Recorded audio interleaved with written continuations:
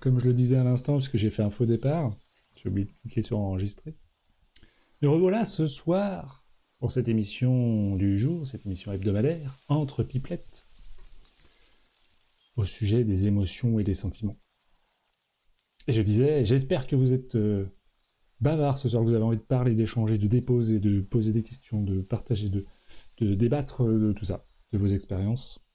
Parce que ça peut être très très riche comme émotion. C'est un sujet vachement profond, enfin qui peut l'être en tout cas. Et on va décliner un petit peu comme on fait chaque semaine. C'est-à-dire que d'abord, on va parler. Bonjour Mylène, hello Alexis. On va parler des définitions. Donc on va partir des définitions des émotions, des sentiments. Et ensuite, on va aller un peu plus profondément. Je vais vous poser mon regard. Mon regard. Tout de suite, Alexis qui me dit parle des jeux vidéo plutôt. On veut du geek. De geek. Hello Jessica. Alexis, en fait, des fois, je fais des lives sur des jeux. Et le mardi soir, à 21h, c'est émission un peu papote, dev perso, des choses pour les neurones, pour les cellules grises. Et les lives de jeu, bah, c'est un peu quand je peux, quand j'ai le temps, quand j'ai envie, et quand j'ai des jeux à faire. Voilà. Mais au pire, tu t'inscris sur mon petit Twitch, je sais plus si tu l'avais fait, Alexis. Tu follow le Twitch.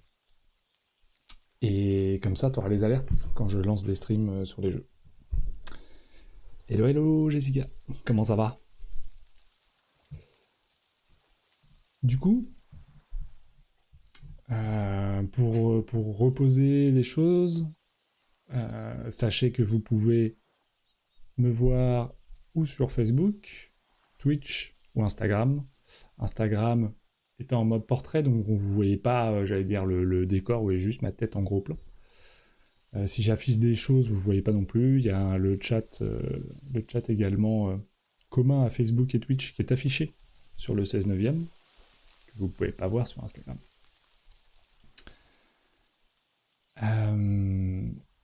Ça va, merci Jessica. Chaudement, je t'avoue, j'ai pris une douche il n'y a pas longtemps pour essayer de redescendre, enfin faire du bien, éviter de coller pour le live, même si vous ne le voyez pas et que ça sent pas. Ça va pas... Je pourrais en reprendre une après, je crois. Mais on a l'eau fraîche, on est bon. Du coup, émotions et sentiments. Quelle différence? Pourquoi ces deux mots-là? Qu'est-ce qu'on met dans les émotions? Qu'est-ce qu'on met dans les sentiments? Quel est le lien entre les deux?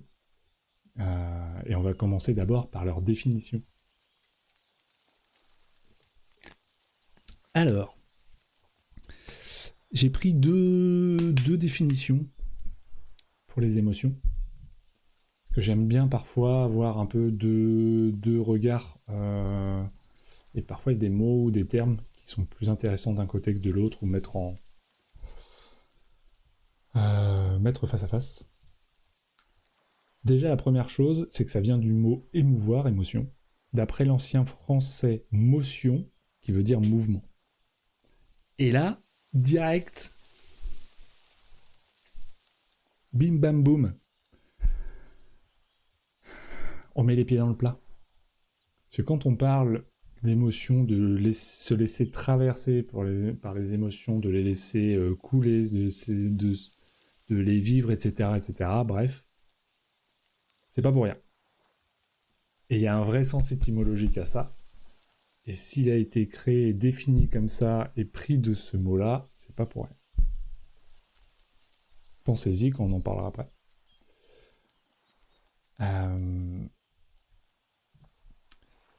En définition complète, j'ai l'émotion est le résultat d'une interaction entre l'environnement et le monde interne. Donc c'est ce qui paraît par rapport à une perception environnementale qui vient créer un stimuli à l'intérieur. Elles impliquent des phénomènes neurologiques, c'est le système limbique, biologiques, les sensations physiques, psychologiques, les perceptions, et peuvent être plusieurs à se chevaucher en même moment.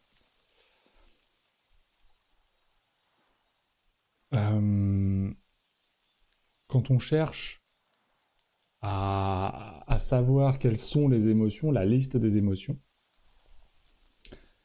là-dessus, j'allais dire que le monde psychologique, etc., n'est pas franchement d'accord. On retrouve évidemment des points communs. On retrouve 5 de base, on va dire, et certains en mettent un 6e, un 7e, un 8e. Donc de ce qu'on trouve sur Internet, il y en a entre 5, 6, jusqu'à 8, voire même plus. Mais bon, après, pour moi, voilà, ça pêche un peu, bref.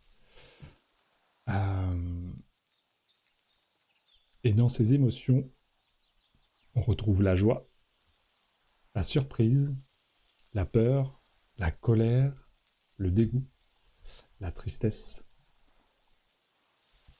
et le mépris, qui parfois est rajouté. Alors j'ai un peu plus de mal avec le mépris, qui pour moi est plus une sensation, est plus un sentiment. Mais c'est un peu un entre-deux.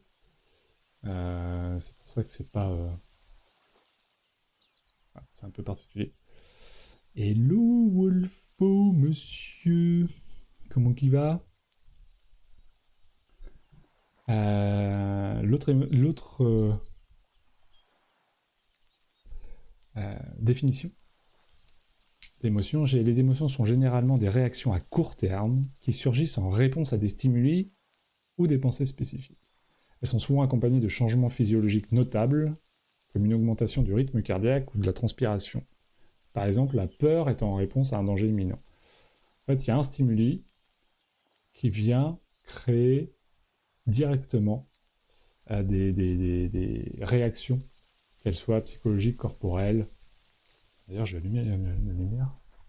Je pensais que ça irait avec la lumière du jour, mais ça commence à faire sombre très vite. Donc ça vient créer ces changements. Le chat qui veut sortir, c'est pas possible. Je vais devoir mettre une pause. Laissez-moi 20 secondes.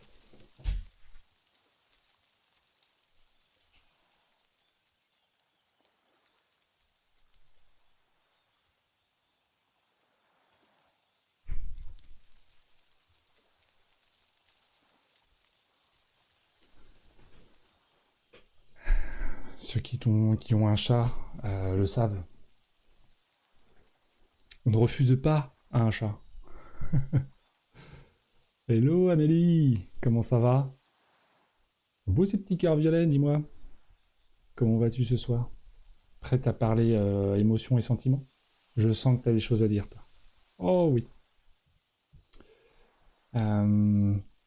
Ça va bien aussi, ça va bien. Chaudement, mais ça va bien. Et on se retrouve, tu vois, là avec notre émission, Hebdo. Et je suis content. Il est content, le monsieur. Du coup, là, j'ai posé les définitions par rapport aux émotions. Et on va parler des sentiments. On reviendra dessus après. Hein. Mais en définition du sentiment, un sentiment est une interprétation ou un état d'esprit durable qui résulte d'une émotion ou d'une série d'émotions. Les sentiments sont plus internes, subjectifs, et peuvent être moins intenses que les émotions, mais ils durent plus longtemps. Pensez à la différence entre ressentir une émotion de tristesse, peut-être en raison d'une mauvaise nouvelle, et le sentiment persistant de mélancolie. Pour moi, la mélancolie et la tristesse, c'est pas la même chose. Et le sentiment persistant de tristesse, on pourrait dire, qu'il peut durer des jours et des semaines. Donc là, on voit bien ce qu'on essaie de nous inculquer, de nous faire comprendre, c'est qu'on a les émotions qui sont des réactions, j'allais dire, primaires, primales, etc., et directes par rapport à des stimuli externes qui viennent provoquer des réactions internes. Et ensuite, on a les sentiments qui sont associés à l'expérience, associés aux émotions, dits chapeaux.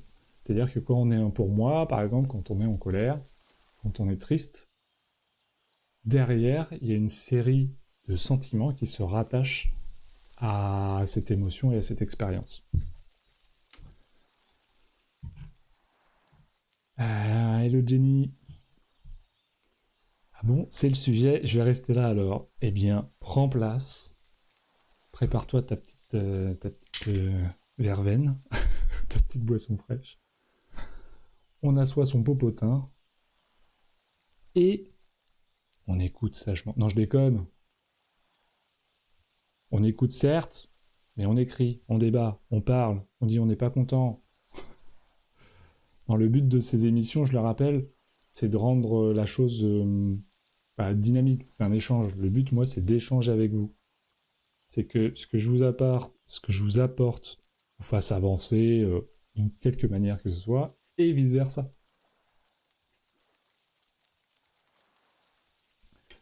Alors, reprenons. Je vais redire, là c'est pas une définition, ça va un peu plus loin, c'est une explication d'un article justement qui parle sentiment-émotion, que j'ai trouvé assez intéressant. Donc il va y avoir du redit forcément, mais c'est pour aller un petit peu plus loin sur les définitions qu'on a déjà abordées là.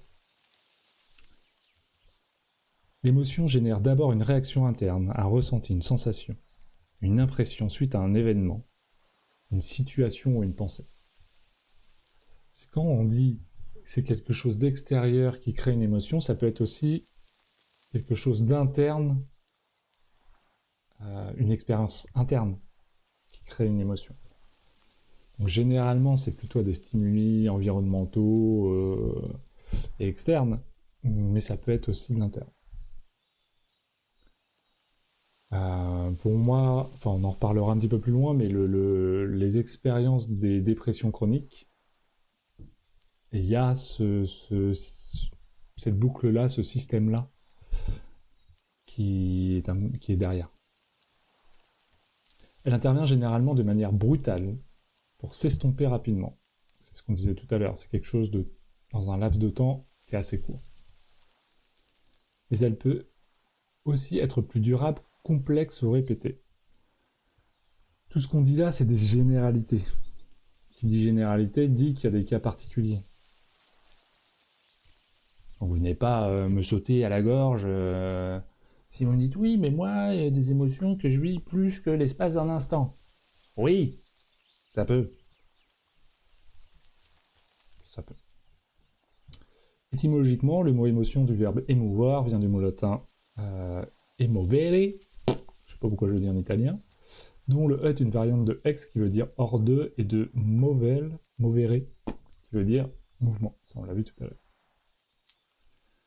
Dans un deuxième temps, l'émotion provoque une réaction externe physique qui peut se traduire entre autres par un rougissement, de la transpiration, un rythme cardiaque qui s'accélère, un souffle modifié, etc.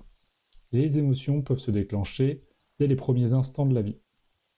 L'embryon puis le fœtus peuvent réagir de manière positive ou négative aux événements auxquels la mère ou le corps de la mère réagissent.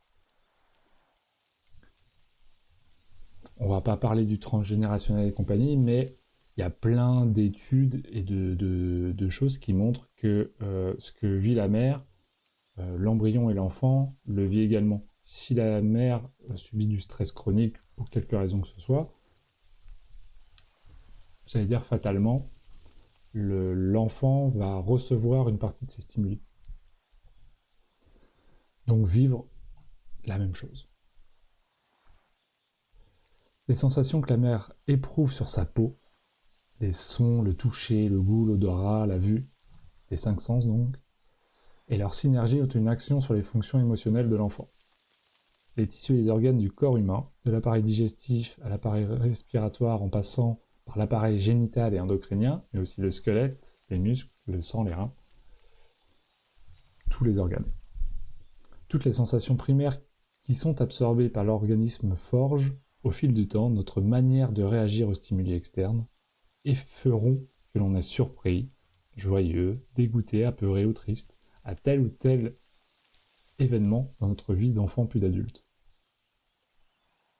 Donc là, on parle finalement il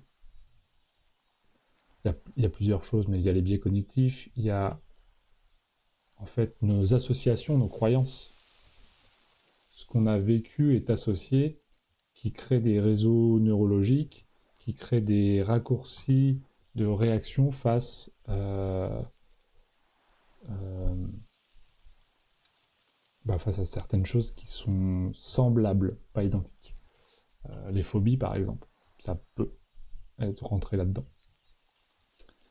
Nos émotions sont donc liées aux informations sensorielles que notre corps et notre esprit ont reçues depuis l'origine, puis tout au long de notre vie. Ce sont elles qui nous feront réagir de manière spontanée, positivement ou négativement, aux événements du quotidien. Donc, tout ce qui est expliqué là, on va revenir après dessus. Mais vous voyez là où je veux en venir. Hello Aurélia. Là où je veux en venir, et là où on peut arriver à en venir, c'est que tout ça s'inscrit quelque part dans nos cellules et dans nos circuits synaptiques, entre autres, mais qu'on a la capacité aussi parfois de modifier ces circuits-là en apprenant à gérer autrement, petit à petit, ces émotions. Même si elles sont assez primaires, il y a une façon de les aborder. On passe au sentiment. Donc sur ce même site, je crois que c'était le même. Oui, c'était le même. Est-ce que j'ai la source? Je l'avais noté quelque part, mais je la vois plus. Écoutez, je vous la redonnerai. Je la mettrai quand je ferai le replay sur YouTube. Je mettrai la source de l'article. Du coup, sentiments. Les sentiments sont des réactions affectives cérébrales qui font suite à l'évolution de la pensée face à un ou des événements. Donc l'évolution de l'émotion. Ils disent l'évolution de la pensée. C'est qu'en fait l'émotion qui ensuite est traitée par la pensée donne le sentiment. Donc ils font suite à l'évolution de la pensée face à un ou des événements sur une durée plus ou moins longue et de nature assez intense. L'étymologie du mot nous ramène à la notion de sentir les choses et de les analyser. On a le sentiment de savoir, on a une opinion, une idée, on porte un jugement, on diffère différemment de son voisin. Notre sensibilité artistique, notre intérêt pour quelque chose qui nous passionne, forme cet ensemble qui traduit notre expérience sentimentale. Donc en fait, les sentiments sont l'amas de ce que vous avez plus ou moins consciemment, et inconsciemment du coup ça va avec, vécu dans vos différentes expériences, que ce soit à travers les sens ou les expériences du coup externes qui vous arrivent dessus sans votre consentement. D'où les opinions, on porte un jugement, etc. Ça, on va revenir dessus sur le jugement. Je crois qu'on avait déjà parlé lors d'une émission. On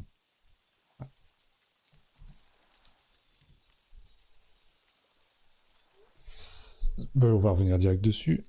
Porter un jugement, c'est normal. J'avais fait une vidéo, je crois, là-dessus, YouTube, qui doit être dans les fins fonds du truc que j'avais fait il y a 5 ans. Mais c'est normal justement pour ça.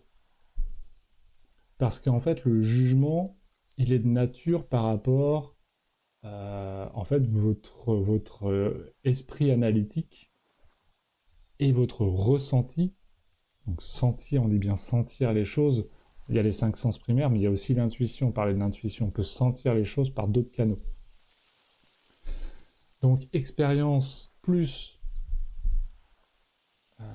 ce fait de sentir va vous amener à un jugement. Toute personne qu'on croise, où on est amené à échanger avec, d'une quelque manière que ce soit, on juge. Et c'est normal. En fait, c'est si on s'arrête à ce jugement et si on ne laisse pas la possibilité qu'il soit mouvant lui aussi, qu'il puisse changer. Tout en restant, j'allais dire, alerte à ce que à ce premier jugement ou à cette intuition. On parlait justement lors d'une autre émission de l'intuition, et entre les deux, la pure intuition et ce jugement, qui est le mélange de tous vos vécus, croyances, etc. au fil du temps, faire la part des choses, c'est pas toujours facile. Mais c'est possible. N'hésitez pas à vous. Qu'est-ce que vous en pensez déjà de ce que j'apporte là, des définitions qui sont données, de ce qu'est une émotion, de ce qu'est un sentiment, et du lien entre les deux, de la différence et du lien. Est-ce que vous êtes plutôt d'accord? Est-ce que ça vous fait réagir? Est-ce que c'est déjà quelque chose qui était assimilé pour vous? Est-ce que vous avez l'impression d'apprendre quelque chose de nouveau? En tout cas, ça éclaircisse. Comme je dis souvent, moi, dans mes accompagnements, même je vais dire, mes amis, les gens qui me sont proches, et c'est ce que je disais un peu tout à l'heure, les émotions sont pour moi comme des chapeaux. C'est-à-dire qu'il y a l'émotion, donc c'est ce qu'on vit sur l'instant.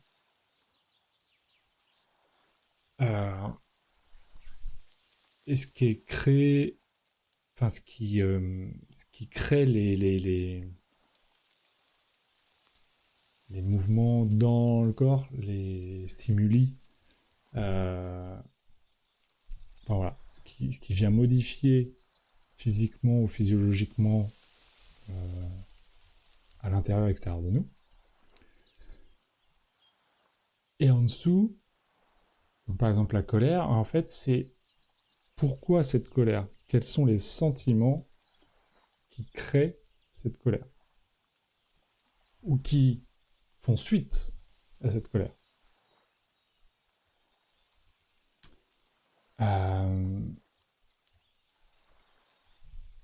Il y a pour moi une importance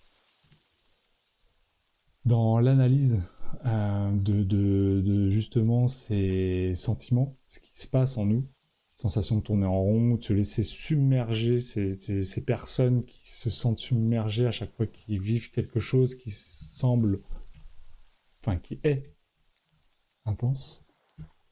C'est un peu flou, je patauge, mais c'est sûrement dû à moi et non ce que tu dis. Alors ça peut pas être que toi. Foncièrement, si tu dis ça, c'est que ça manque de clarté. Donc, on va refaire un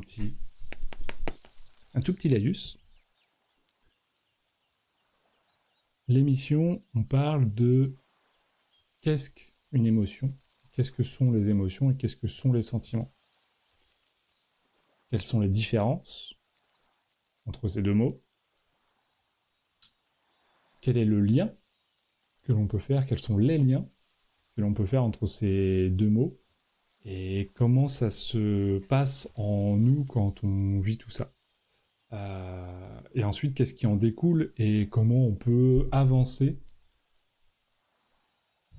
de manière, j'allais dire, plus saine dans notre quotidien avec tout ça, parce qu'on sait qu'aujourd'hui, c'est pas pour rien qu'il y a quelque part une augmentation des gens dits hypersensibles, une augmentation des gens en tout cas qui font où les émotions et les sentiments prennent une place plus importante.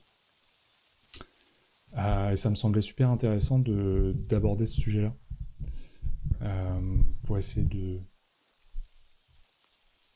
mettre un peu plus de clarté sur ce que c'est. Voilà. Est-ce que c'est un peu plus clair, Aurélien?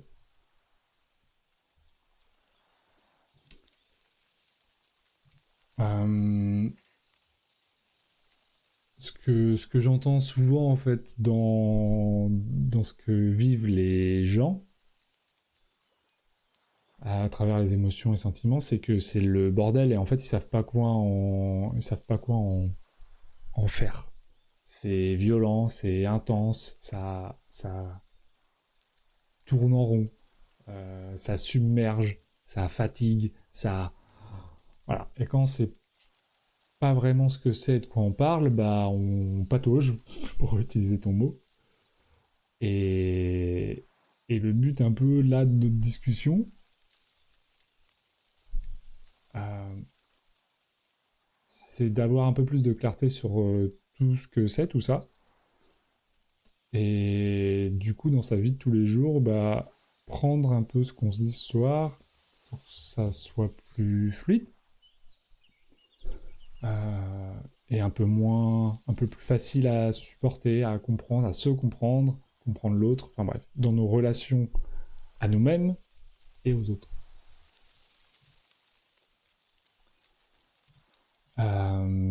Tu vois là, c'est ce que j'ai marqué juste après d'ailleurs. Associer un sentiment à une émotion permet de rouvrir le dialogue à soi et à l'autre. Ça permet de comprendre, de se comprendre et de comprendre l'autre, de valider d'avoir vu à l'intérieur de soi, ou de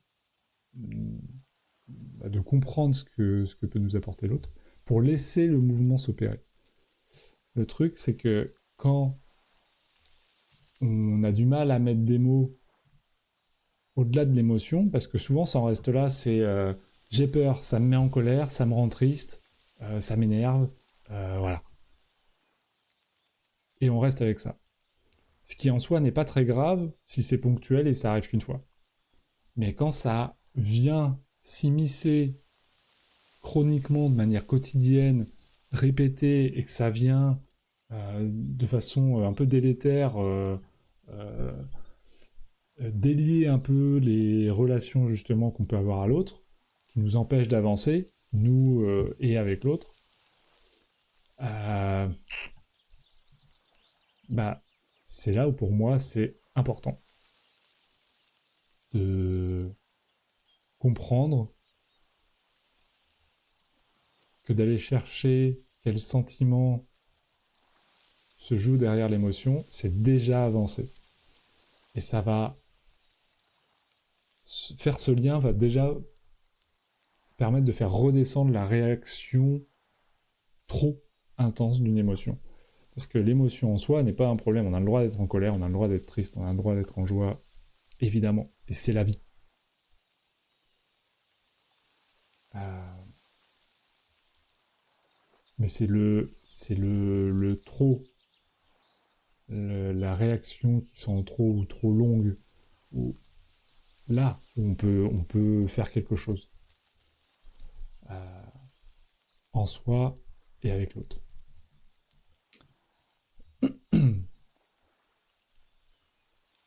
Ça vous laisse pantois, tout ce sujet apparemment. Quand on partage à l'autre notre état émotionnel, on partage aussi notre état physiologique. Euh, mais ça permet pas à l'autre de s'adapter plus que dans l'instant. C'est-à-dire que si on dit à l'autre je suis en colère, bon, bah, l'autre il va dire ok, en gros, c'est bon, bah, je ferme ma gueule, puis j'attends. Voilà. En fait, la réaction par rapport à la colère que peut avoir l'autre, son positionnement, c'est très. Bah, pareil, ça va être une réaction qui est dans l'instant, mais ça va pas permettre de faire avancer le schmilblick. Donc l'émotion va être traitée, mais pas le sentiment et pas la problématique derrière. Euh, Ce qui est déjà bien, hein, bien sûr. Mais il me semble que c'est plus intéressant d'aller un peu plus profondément. Encore une fois, quand c'est utile, quand c'est répété, enfin, quand on voit qu'il y a une vraie problématique, hein, bien sûr. Si la personne s'énerve une fois tous les 3 mois, bon, est-ce qu'on a besoin vraiment d'aller au fond des choses? Pas foncièrement, on s'en fout. Partager ses sentiments, ce qui se joue en soi, c'est partager notre profondeur, notre vulnérabilité, et ça permet à l'autre la compréhension du vécu. C'est beaucoup plus proche du pourquoi. Et donc c'est adapter sa posture, que ce soit dans du soutien, dans de l'accompagnement, dans de la modification de quelque chose par rapport à une situation, enfin bon, tout ça. Ça c'est valable aussi pour soi-même, évidemment.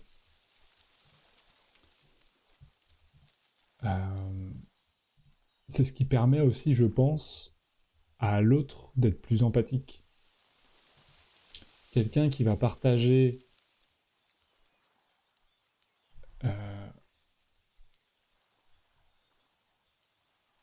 quelque chose de beaucoup plus profond, plus vulnérable, va permettre à l'autre justement d'avoir pour moi une posture beaucoup plus empathique.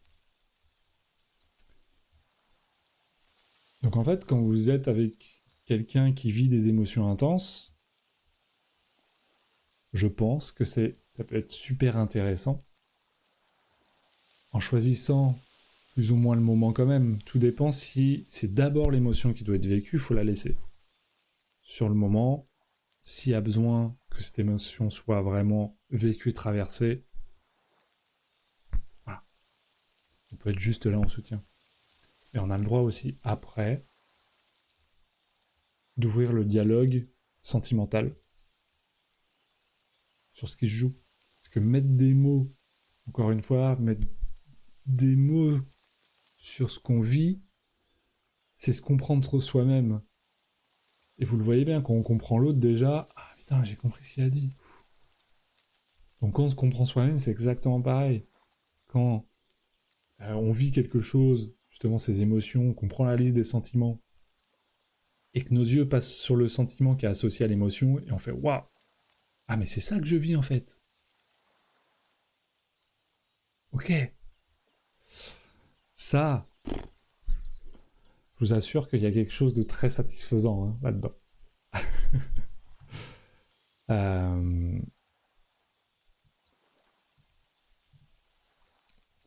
J'en suis où?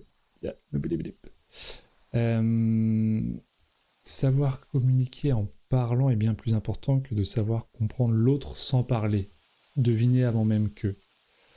Alors ça, en fait, cette phrase-là,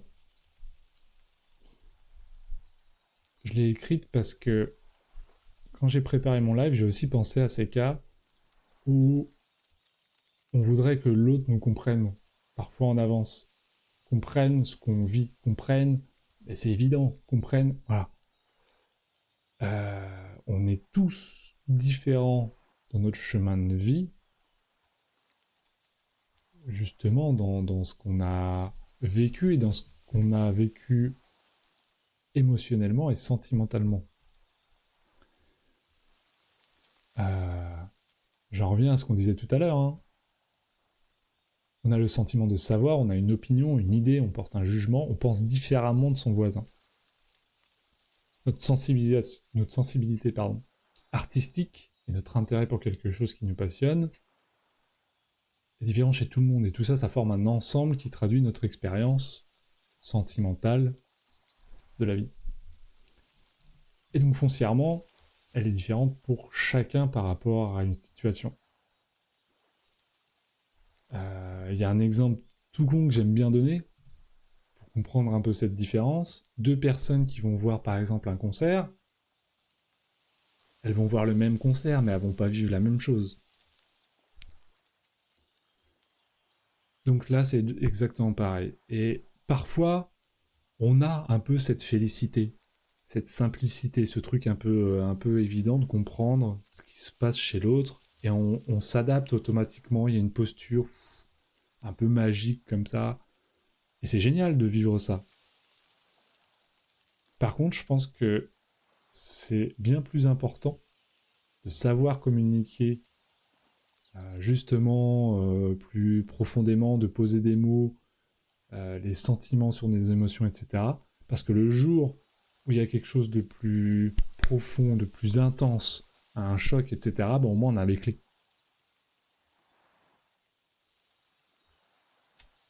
Parce que sinon, si on croit que tout est un peu acquis et que c'est du truc magique qui se passe toujours, nanana, euh, bah ça crée une cassure, quoi. Si on n'y arrive pas avec l'autre, voilà.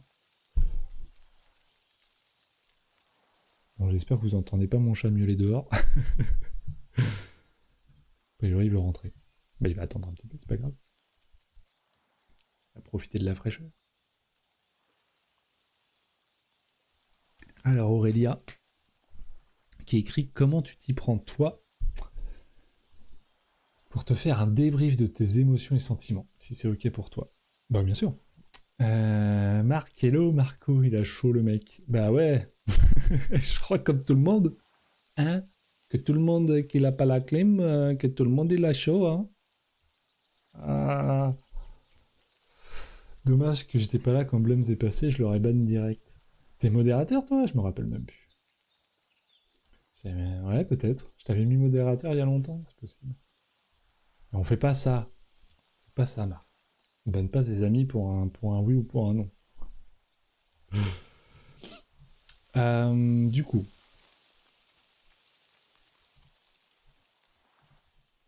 oui, mais je surveille des noobs. Ah, ça va.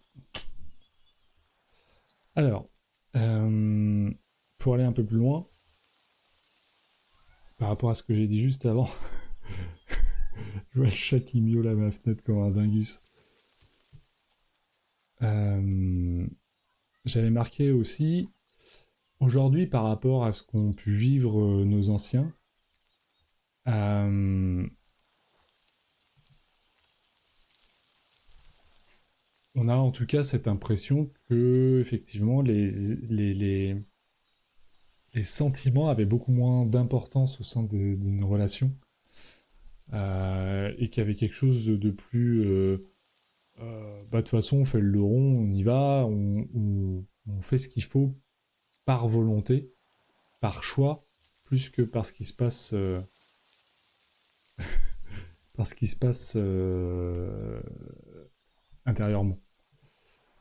Ça avait moins d'importance aussi, je pense, parce que, en règle générale, le monde était moins clivant, il y avait moins de problématiques, on voyait moins les choses. Enfin bon, il y a tout un contexte qui fait.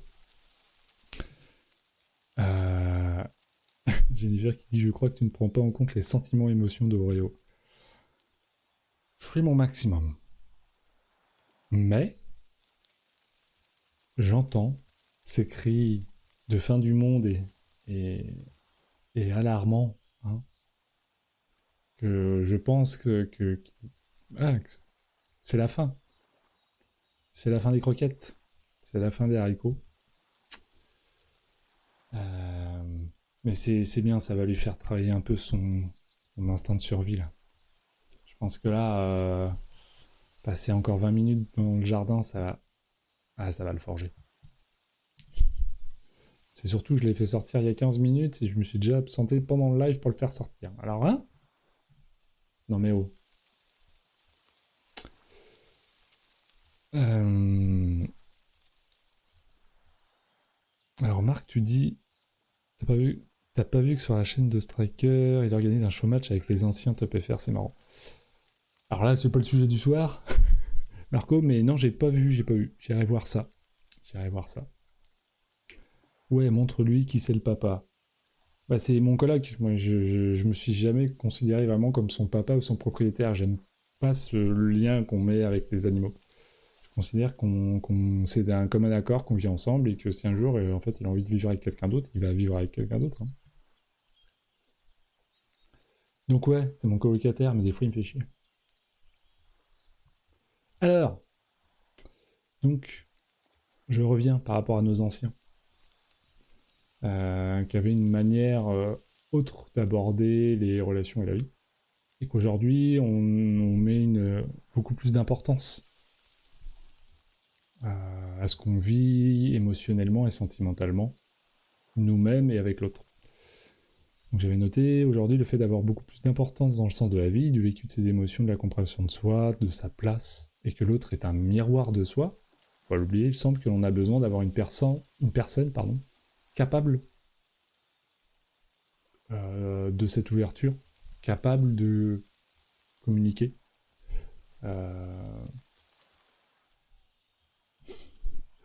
Je vais lui faire des gros bisous après, hein. Je vous assure. Mais là, j'ai envie de lui fermer la fenêtre au museau.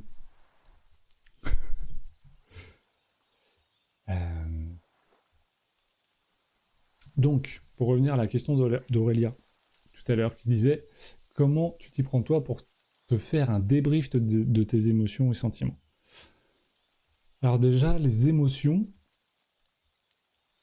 il n'y a pas vraiment de débrief à avoir. Les émotions sont ce qu'elles sont. C'est-à-dire que à peu près tout le monde est capable de dire s'il est en colère, s'il est triste, si c'est de la joie. J'avais mis quoi d'autre ? La surprise, de la peur, du dégoût. Donc, en fait, quand cette émotion-là arrive, on peut mettre le mot sur l'émotion vécue, mais ça, c'est relativement déjà, j'allais dire, ancré chez quasiment tout le monde. Une fois que l'émotion est là, moi, c'est que la façon dont je traite tout ça, j'allais dire, c'est que je nomme ce que je vis. Donc quand je suis en colère, au-delà de vivre ma colère, je vais dire, ok, je suis en colère. Je la nomme. Ça peut être dans ma tête, hein, un dialogue interne. Je me dis, ok, je suis en colère. Ce qui permet déjà de dire, hé, notre inconscient et à notre corps, quelque part, de dire, hé, je t'ai vu. Je t'ai vu. T'es en colère. Ok. Bah, vas-y. Maintenant, vu...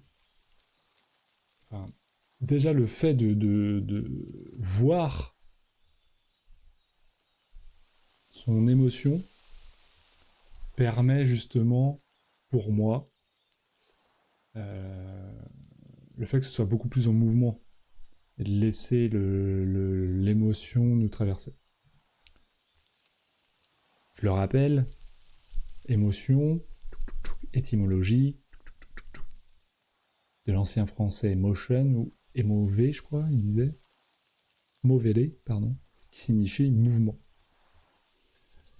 Les émotions sont un mouvement interne. Donc je le nomme. Je lui fais de la place. Enfin, je lui fais une vue, en fait.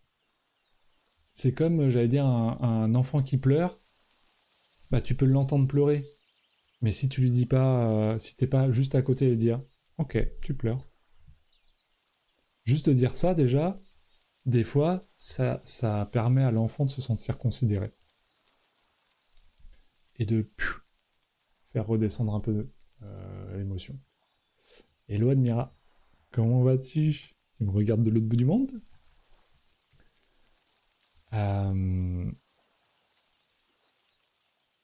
Et suite à ça, tout dépend ensuite quel est le contexte et ce que je vis. Je me posais la question, ok, est-ce que j'ai besoin d'aller voir ce qui se joue derrière? Ou est-ce que là, c'est juste une émotion qui a besoin d'être vécue et une fois que c'est vécu,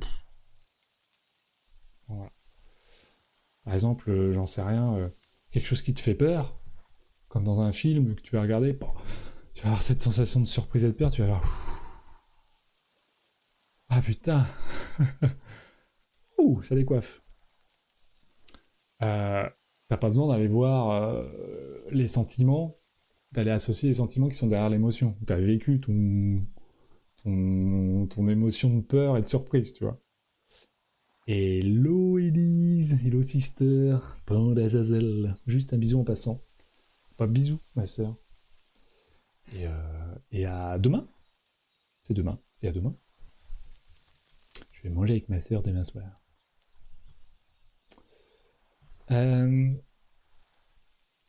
Donc, tout va dépendre de ce contexte-là et de est-ce que j'ai besoin d'aller voir ce qui se passe derrière mon sentiment de tristesse ou de colère. Qu'est-ce qui se joue? Si je ressens ça, alors je vais me poser. Et vraiment, je prends le temps qu'il faut. C'est plus ou moins rapide, mais plus on le fait, plus c'est rapide et plus c'est simple finalement.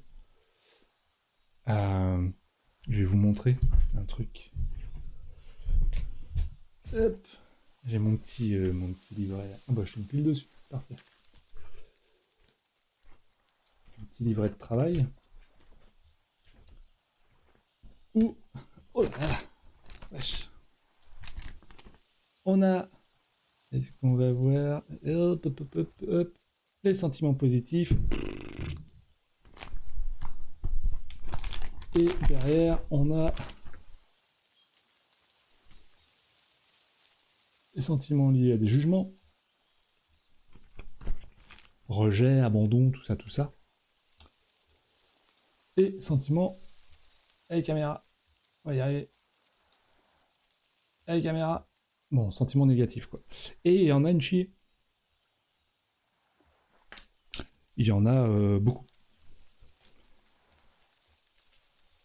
Et c'est un exercice que je trouve hyper intéressant et j'invite parfois les clients que je vois, les patients que je reçois, etc., pour avancer, à aller prendre une liste comme ça sur Internet, une liste de sentiments positifs et négatifs, et d'aller chercher, quand ils vivent quelque chose de dur, de faire la liste comme ça.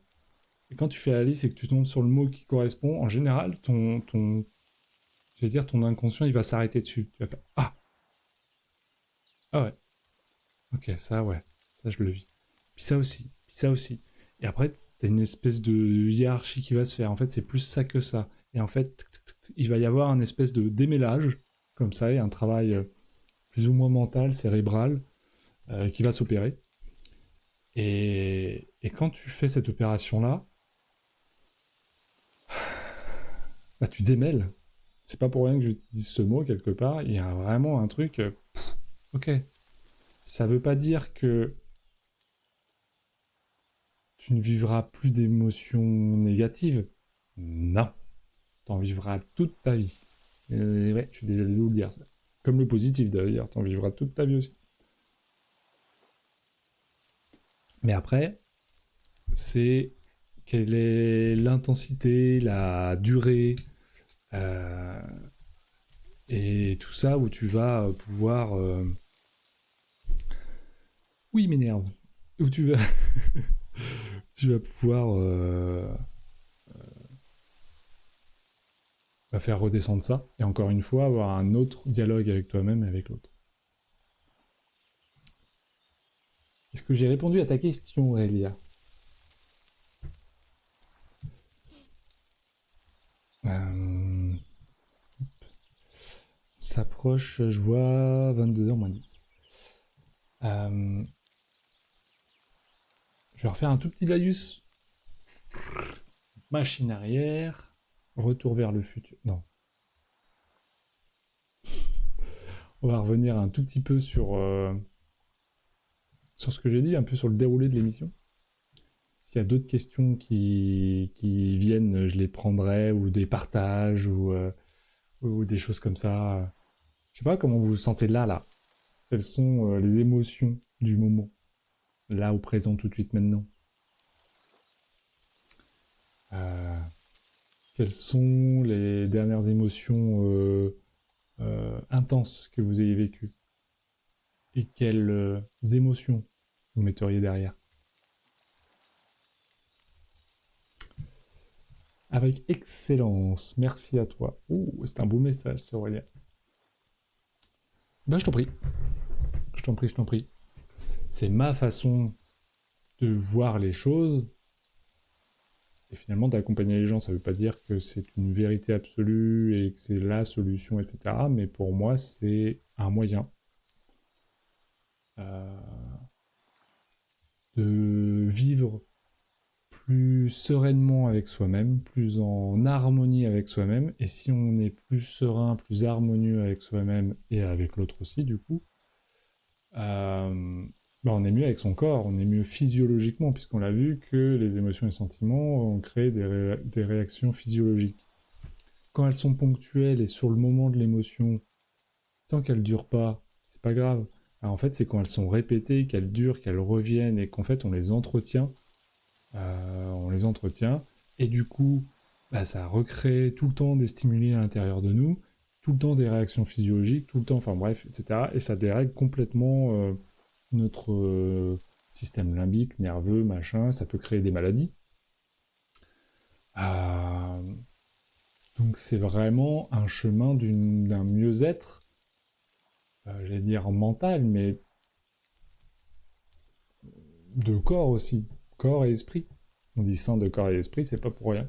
Il y a vraiment un lien entre les deux. Et c'est un des chemins et clés pour moi. Du coup, petit résumé de cette émission. Émotions et sentiments. Émotion, c'est ce qu'on vit sur l'instant. C'est la joie, la surprise, la peur, la colère, le dégoût, la tristesse. Et sentiment, c'est une interprétation ou un état d'esprit qui résulte d'une émotion, d'une série d'émotions. Les sentiments sont plus internes, subjectifs, sont liés à notre parcours de vie, à nos croyances, à nos traumas, à tout ce qu'on a vécu, à notre environnement. Et les deux sont liés. Derrière une émotion se cachent des sentiments. L'émotion a besoin de mouvement. Une émotion, c'est quelque chose de l'instant, donc elle a besoin de s'écouler. Elle vient étymologiquement parlant du mot mouvement.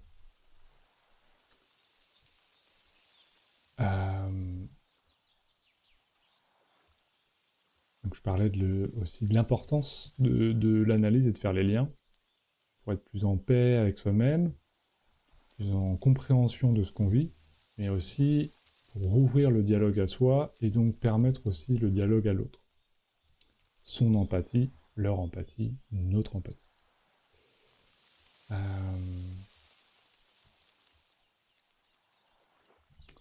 Et donc de l'importance aussi, que je disais juste avant, c'est un chemin d'un mieux-être mental, d'un mieux-être au quotidien, de quelque chose de plus apaisé, de plus serein, mais qui permet aussi, du coup, une meilleure harmonie et symbiose avec soi-même. D'être mieux dans son corps, certainement d'être moins malade, moins de problèmes peut-être chroniques, et plein de choses comme ça.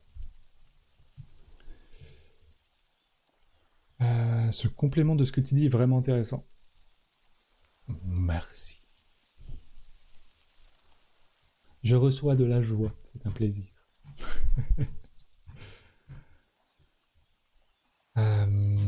Jennifer qui nous dit mettre le doigt sur l'émotion et les sentiments suffit-il toujours à avancer, notamment quand ça dure depuis longtemps. J'allais dire d'autant plus quand ça dure depuis longtemps. D'autant plus. Par contre, parfois, quand quelque chose est là depuis longtemps, le truc c'est que le système neuronal, ton corps, ta physiologie même ont ancré ça. Et parfois, même en allant dans la compréhension, dans le fait d'avancer par rapport à ça, tu vas rencontrer des blocages presque physiques, physiologiques. Parce que ça veut dire avancer vers l'inconnu. Ça veut dire du changement, ça veut dire faire du vide, quelque part. Ça veut dire accepter que des choses évoluent, changent. Parce que de facto, si quelque chose est là depuis longtemps, ça fait, entre guillemets, partie de toi. D'un trait de caractère qui s'est inscrit à travers des expériences et à travers ton chemin de vie. Et du coup, quand tu veux modifier ça, bah forcément, ça modifie d'autres choses. Tu peux pas, j'allais dire, évoluer sans rien faire changer. De facto, si tu donnes du mouvement, tu redonnes du mouvement à quelque chose, bah, ça va créer du mouvement ailleurs. Et ça, parfois, c'est pas facile à aborder. C'est pas facile à... Ça peut faire peur, quoi. Mais il faut accepter ce sentiment de un peu se jeter à l'eau et de... que c'est pour notre bien. D'être convaincu que c'est pour son bien. Il y a un mec que j'aime bien, Laurent Bertin, qui disait lors d'une de ses conférences, en général, on crée des changements quand notre niveau de ras-le-bol est assez grand.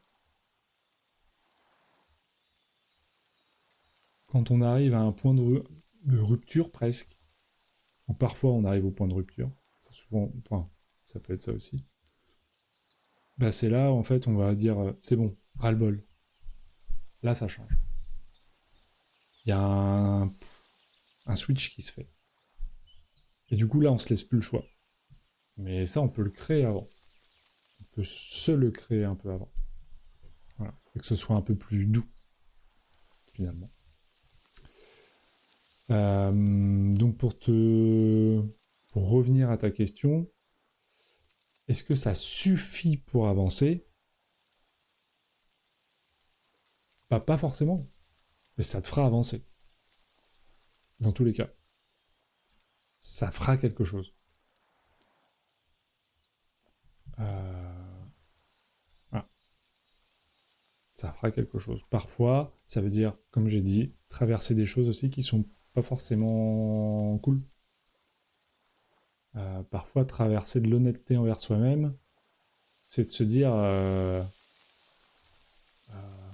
moi, par exemple, je vais pas rentrer dans les détails, c'est pas du tout la place, mais pour moi, dans ce que je vois de moi, et de certaines de mes actions dans mon passé, que j'ai pu faire, aujourd'hui, je peux dire, ouais, j'ai été un connard. Mais le jour où je me le suis dit qu'il fallait que quelque part, que je sois ok avec ça et que je me dise, ah, bah, ça a fait partie de moi. C'était moi, mais c'est... Hop, on arrête. Enfin, tu vois, non.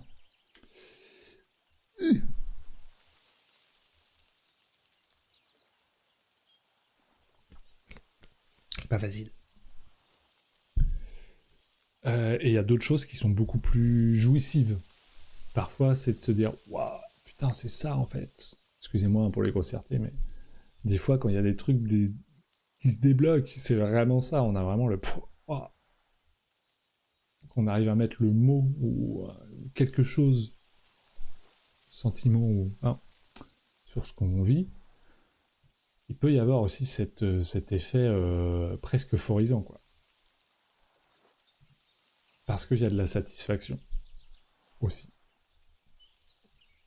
Donc ouais, je pense que de toute façon, ça permet d'avancer. Est-ce que ça suffit? C'est un tout, c'est plein de choses. Je peux pas dire que ça suffise. C'est bien plus, j'allais dire, la vie est bien plus complexe que ça. Les interactions sont bien plus complexes. Que ce soit entre personnes, de la vie, enfin bref, de tout. Voilà. Est-ce que vous avez d'autres questions, messieurs, dames?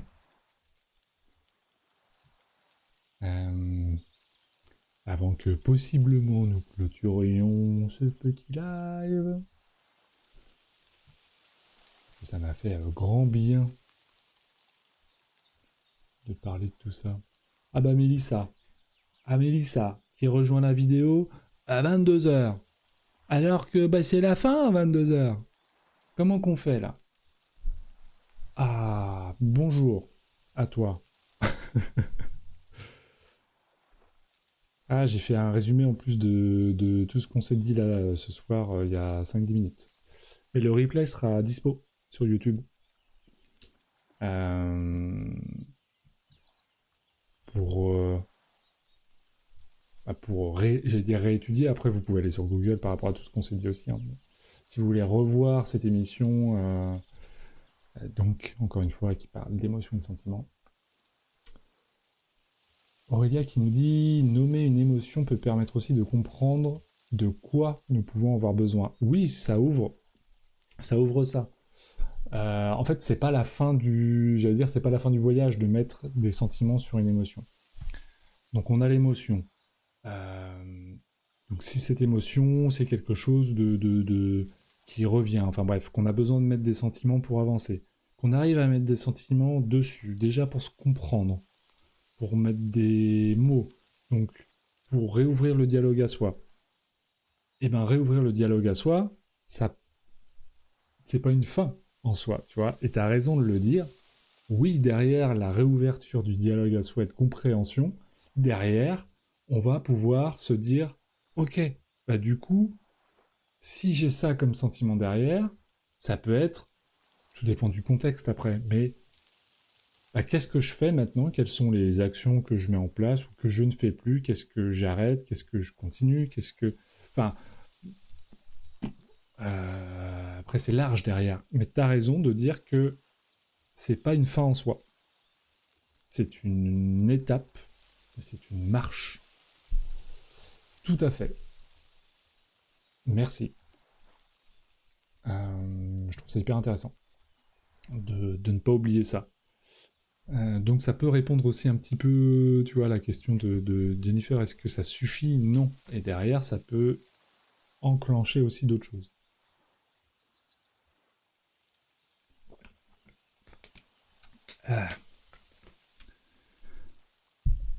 Eh bien,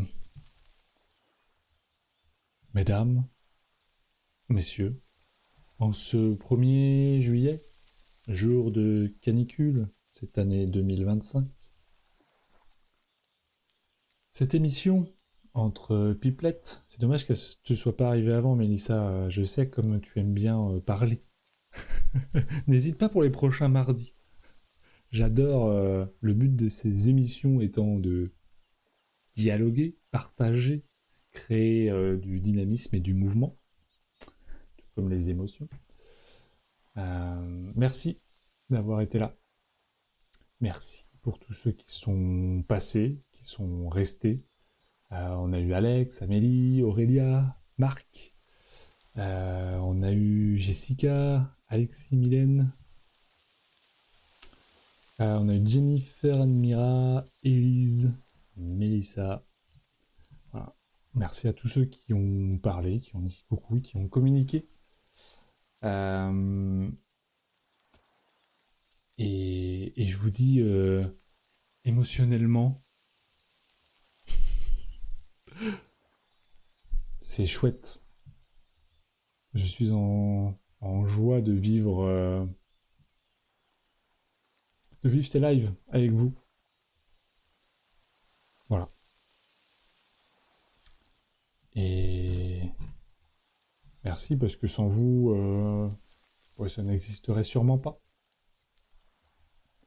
Merci à vous.